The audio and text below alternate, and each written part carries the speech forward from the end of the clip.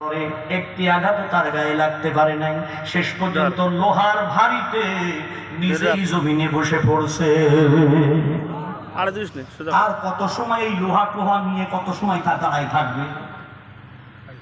জমিনে বসে পড়ার সাথে সাথে দানিয়েল আলাইহিস সালাম বললেন, এই বেটা, বাদশা যদি জমিনে বসে পড়ে তার ক্ষমতা চালাবে কিনা? যে বাদশা জমিনে বসে পড়ে দাঁড়ায় দাঁড়াবার ক্ষমতা নাই, তার চেয়ারে থাকারও কোনো অধিকার নাই। আর একবার বলেন ঠিক কিনা ভাব? বখতে নসরকে দানিয়েল নবী বলছে, উঠে দাঁড়া। এইবার দানিয়েল নবী অর্ডার করে, বখতে নসর সেই হুকুম পালন করে। সুবহানাল্লাহ পাবেন না? যেই বেটা গোটা দুনিয়ার সবাই হুকুম করে, সেই বেটাকে এবার দানিয়েল নবী নিজে হুকুম করছে, ওঠ। এবার উঠে দাঁড়াইতেছে, বল, শোন, আমার আল্লাহ হুকুম করেছে তোকে বেশি সময় ধরে মারা যাবে না, টাইম হাতে নাই। আর একবার বলেন কি নাই? জোরসে বলেন, আরো জোরে বলেন। টাইম যখন ফুরিয়ে যাবে তখন এমন অবস্থায় হয় রে ভাই, জোরে বলেন ঠিক কিনা? হযরতে দানিয়েল নবী বলে, আমি তোকে মারবো, কিন্তু মার মেলা হবে না, মার হবে একটা। জোরসে বলেন কয়টা? আরো জোরে। জোর হলো না? একটাই মার হবে রে। যদি মায়ের দুধের জোর থাকে বাঁচবি, আর নইলে এই দুনিয়া ছেড়ে চিরতরে বিদায় হয়ে যাবি। জোরে জোরে বলেন মারহাবা। মার হবে একটা, এ কথা বলাও সারা চোখের পলকে ডিগবাজি দিয়া দানিয়ালের হাতের অস্ত্র, দানিয়াল হাতে ওই বখতে নসরের হাতের অস্ত্র দানিয়াল কেড়ে নিল। জোরে কম সুবহানাল্লাহ। এক পাক দিয়ে কেড়ে নিল। অস্ত্র হাতে নিয়ে আঘাত হইছে একটা। জোরে বলেন কয়টা? সুবহানাল্লাহি আল্লাহু আকবার। উনার কথা ছিল সুবহানাল্লাহি আল্লাহু আকবার। এই একটা আঘাত করেছে দানিয়েল নবী, তার শরীরের শক্তি কতটুকু হিসাব করেন। মাথার লোহার টুপি ভাঙলো, মেরুদণ্ডের মাঝখান দিয়া করাতের মতো অস্ত্রটা চলে গেছে, দুই ঠ্যাঙের মাঝখান দিয়া হাতের অস্ত্রটা মাটির মধ্যে মুঠো পর্যন্ত ঢুকে গেছে। বখতে নসরের দেহটা দুই টুকরা হয়ে তরমুজের মতো দুদিকে পড়ে গেল। কোটি কোটি দর্শক তাকবীর দিয়ে সামনে আগাইল, নারায়ে তাকবীর। তাকবীর ধ্বনি দিয়া আবাল বৃদ্ধ বনিতা মা বাবা কারা আছে, ওরা দানিয়ালকে মাথার উপরে তুললো। সবাই এসে সোনার সিংহাসনে, পৃথিবীর বাদশার সিংহাসনে দানিয়াল নবীকে বসাইয়া দিল। দানিয়াল নবীকে একটা নজর দেখার জন্য রে দেশের কোটি কোটি মানুষ সেখানে ধর্ণা দিল। এমন পরিবেশ তৈরি হলো, কে আগে দেখবে দানিয়ালের চেহারা, সেজন্যই কোটি কোটি মানুষের সমাগম হলো। কিন্তু ওই সমাগমের মধ্যে কাজ আর একটা হইল। বখতে নসর যে কিছুক্ষণ আগেও পৃথিবীর বাদশা ছিল, তার লাশটা কোটি কোটি মানুষের পায়ের নিচে এমন ভাবে পিষ্ট হয়ে গেল, তার হাড্ডি খুঁজে কুত্তাই খাবে তাও পাওয়া গেল না। কুত্তাই যে একটা হাড্ডি খাবে তাও খুঁজে পাওয়া গেল না। তার মানে মানুষের পায়ের নিচে নিচে ধুলার সঙ্গে মিশে শেষ হয়ে গেছে। এটাকে বলা হয় ধূলিসাৎ হয়ে গেছে। আর একবার বলেন আল্লাহু আকবার।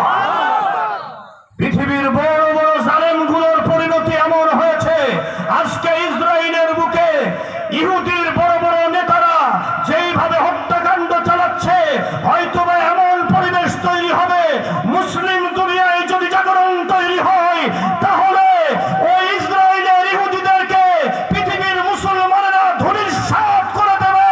এমন পরিবেশ হতে পারে, জিহাদের ডাক আসতে পারে। কে কে রাজি আছো? তুই হাত তুলে আল্লাহকে দেখা। আল্লাহু আকবার, আল্লাহু আকবার, নারায়ে তাকবীর, নারায়ে তাকবীর, আল্লাহু আকবার।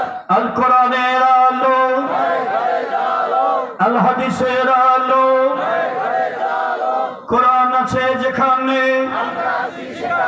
নারায়ে তাকবীর। আল্লাহুম্মা সাল্লি আলা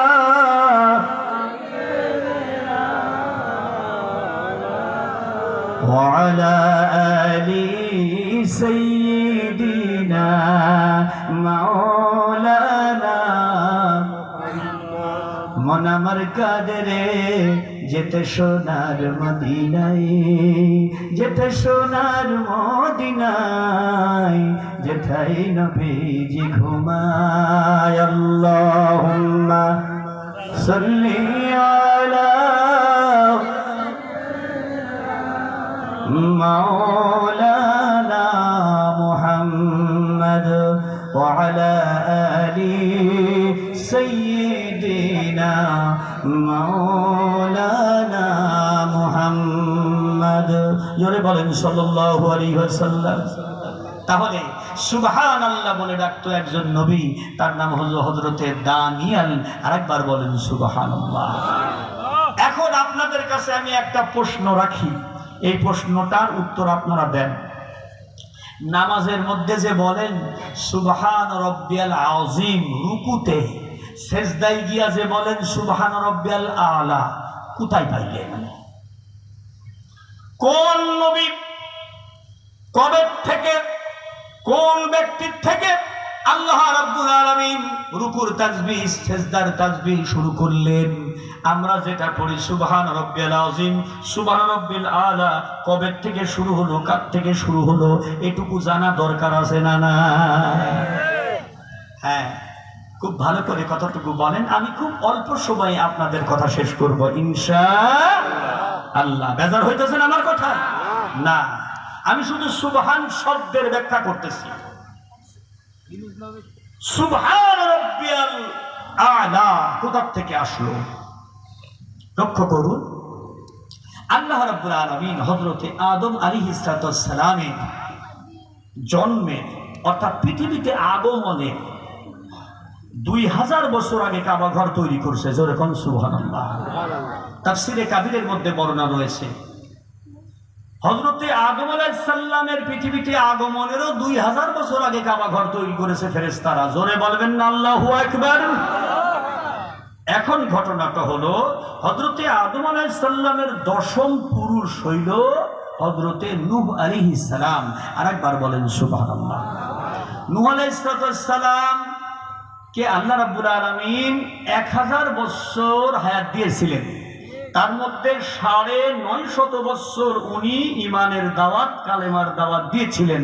জোরে বলেন কত বছর কালেমার দাওয়াত দিয়েছে? 950 বছর। এই 950 বছরের ভিতরে আল্লাহর নবী হযরতে নূহ আলাইহিস সালামের কাছে মাত্র 80টি পরিবার ইসলাম ঈমান কবুল করেছে, আর বাকি সব কাফের। আরেকবার বলেন ঠিক কিনা? হযরতে নূহ নবী রব্বি কারীমের দরবারে বললেন, আল্লাহ গো, এই 80টি পরিবার দীর্ঘ 950 বছর কষ্ট করে 80টি পরিবার ইসলাম কবুল করলো, এদেরকে তুমি হেফাজত করো আর বাকিগুলোকে ধ্বংস করে দাও। আল্লাহ বললেন, মহাপ্লাবন শুরু হবে, নূহ তুমি 3 তলা নৌকা তৈরি করো, জাহাজ তৈরি করো। হযরতে নূহ নবী 3 তলা জাহাজ তৈরি করলেন, ইমানদারদেরকে উঠাইলেন, সমস্ত প্রাণীদের জোড়া জোড়া উঠাইলেন। হযরতে নূহ নবী যেহেতু আদম নবীর দশম পুরুষ, অতএব নূহ নবীর নৌকাটা ছেড়েছিল মক্কা শহর থেকে। আর একবার বলেন সুবহানাল্লাহ। আল্লাহ রাব্বুল আলামিনের নবী হযরতে নূহ আলাইহিস সালামের আপন স্ত্রী ওয়াবেলা আর আপন সন্তান কেনান। নূহ নবীর 4টি সন্তান, পুত্র সন্তান। জোরে বলেন কয়টা পুত্র সন্তান? আমার সঙ্গে বলেন কয়টা পুত্র সন্তান? হাম বলেন, হাম, শাম, ইয়াফিস, কেনান। এই কেনান বলল, আব্বা তোমার আল্লাহকে মানার আমার কোনো দরকার নাই, যখন মহাপ্লাবন আসবে সাঁতার কেটে পাহাড়ে উঠে পড়বো, সাঁতার কেটে পাহাড়ে উঠে পড়বো, তোমার আল্লাহ আমাদের কিছুই করতে পারবে না। আরেকবার বলেন নাউজুবিল্লাহ। কিন্তু প্লাবন যখন আসলো, পাহাড়ের মাথার উপরে 1 মাইল পানি, সাঁতার কেটে কোন পাহাড়ে উঠবি রে বেটা?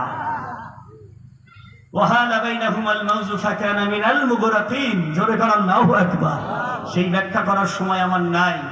খুব খেয়াল করতে হবে, মনোযোগ দিয়ে কথাগুলো শোনেন। হযরত নূহ আলাইহিস সালামের কাছে একজন বুড়ি মহিলা এসেছিল, তারও বয়স 350 বছর। হযরত নূহ আলাইহিস সালামকে সে বলে, বাবা নূহ, আমি আল্লাহর প্রতি কালমা পড়েছি, লা ইলাহা ইল্লাল্লাহ, নূহ নবী আল্লাহ, অতএব নৌকায় তুমি কি মহাপ্লাবনের সময় আমাকে নৌকায় তুলে নিবা?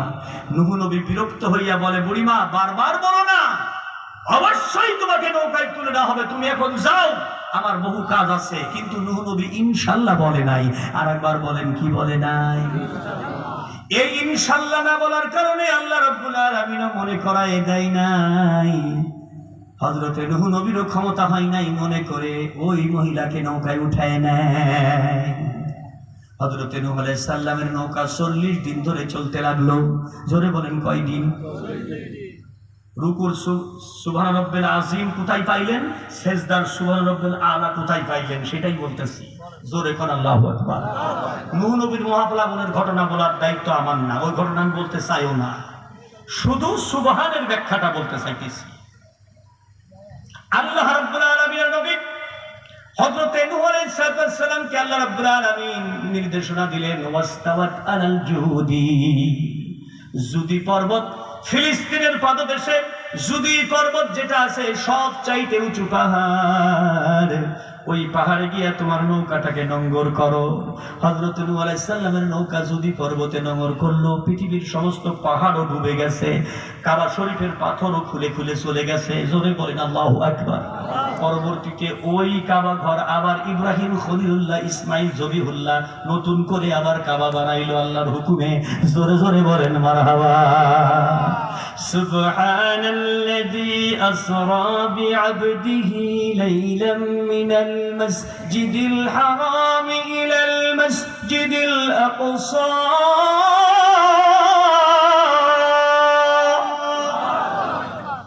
الذي باركنا حوله لنريه من آياتنا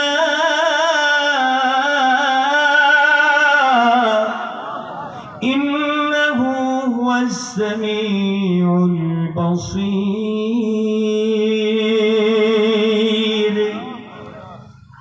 আমি আমার আয়াতের বাইরে যাই নাই।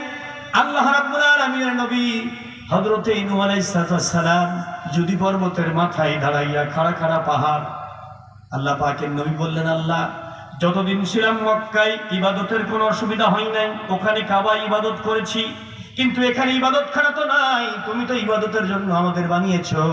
ওমা খলাকতুল জিন ওয়াল ইনস ইল্লা লিয়াবুদুন, আল্লাহ কোথায় তোমার ইবাদত করব?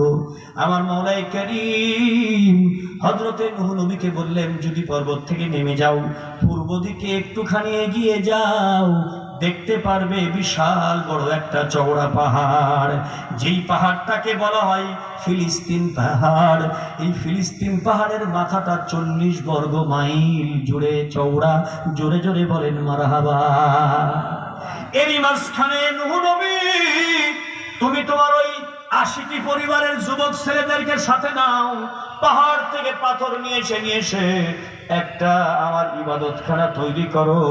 ও নূহ, আমি আল্লাহ এই ইবাদতখানার নাম দিলাম বাইতুল মুকাদ্দাস। জোরে জোরে বলেন মারহাবা। হযরত নূহ আলাইহিস সালাম সর্বপ্রথম বাইতুল মুকাদ্দাস তৈরি করেন ফিলিস্তিন পাহাড়ের উপরে। আরেকবার বলেন সুবহানাল্লাহ। এইবার যখন মসজিদ তৈরি করা শেষ হয়ে গেল, খুবই খেয়াল করতে হবে এই জায়গাটা, খুব খেয়াল করেন। মসজিদ তৈরি করা শেষ, এবার সেজদা দেওয়ার প্রতিটি নবীর উপরে আল্লাহর পক্ষ থেকে 2 ওয়াক্ত নামাজ ফরজ ছিল। সমস্ত তাফসীরে তার বর্ণনা আছে। আমার সঙ্গে বলেন, প্রতিটি বলেন নবী উম্মতের উপরে 2 ওয়াক্ত নামাজ ফরজ ছিল, নবী পাকের মেরাজে যাওয়ার আগ পর্যন্ত। সেটা কোন নামাজ? সেটা হলো সূর্য ওঠার আগের নামাজ। কোন নামাজ? ফজরের নামাজ। সূর্য ডোবার পরের নামাজ। কোন নামাজ? মাগরিবের নামাজ। মাগরিবের নামাজ। এই 2 ওয়াক্ত নামাজ প্রতিটি নবীর উম্মতের উপর ফরজ ছিল। নরমাল কথা নয়, তাফসীরে কাবীর থেকে বলতেছি সরাসরি। খুব খেয়াল করতে হবে আপনাকে। হযরতে আল্লাহর নবী নূহ আলাইহিস সালাম এবার বাইতুল মুকাদ্দাস তৈরি করেছেন আল্লাহর হুকুমে। এইবার উনি সেজদা দেওয়ার জন্য মাগরিবের নামাজ আদায়ের জন্য রেডি হইতেছেন ওযু টুযু কইরা। জিবরিল আমিন এসে বলে, নূহ রে, তুমি আল্লাহকে সেজদা দেওয়ার জন্য রেডি হইতেছো, কিন্তু আমার আল্লাহ বলছে এ সময় তুমি সেজদা দিও না, তোমার সেজদা আল্লাহর দরবারে কবুল হবে না, কারণ তোমার জবানের ঠিক না। যার জবানের ঠিক নাই তার সেজদার দাম নাই, যার জবানের ঠিক নাই তার হজের দাম নাই, যার জবানের ঠিক নাই তার তাহাজ্জুদের দাম নাই, যার জবানের ঠিক নাই তার রোজার দাম নাই, যার জবানের ঠিক নাই তার তাসবিহর দাম নাই। জোরে বলেন ঠিক কি না ভাই?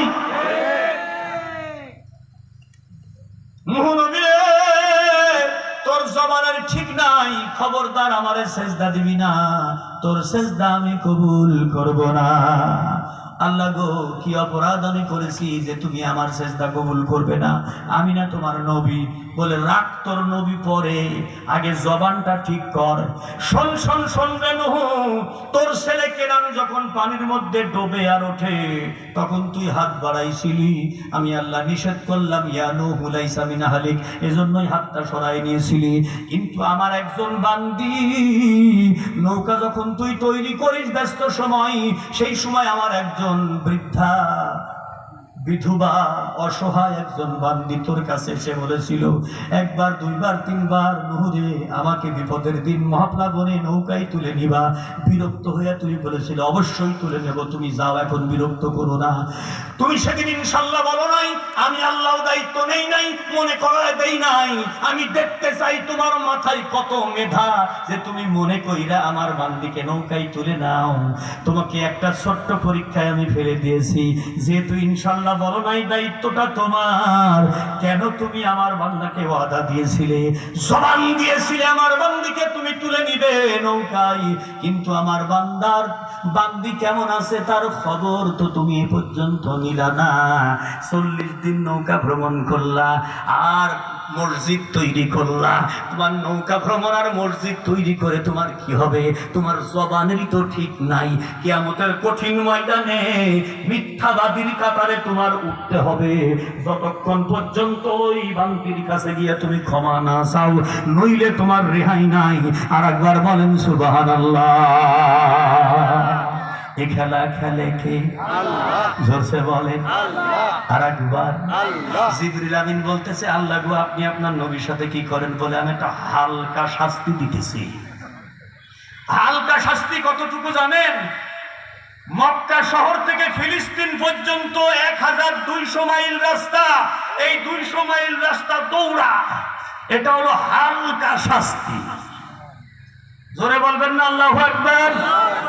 কি শাস্তি?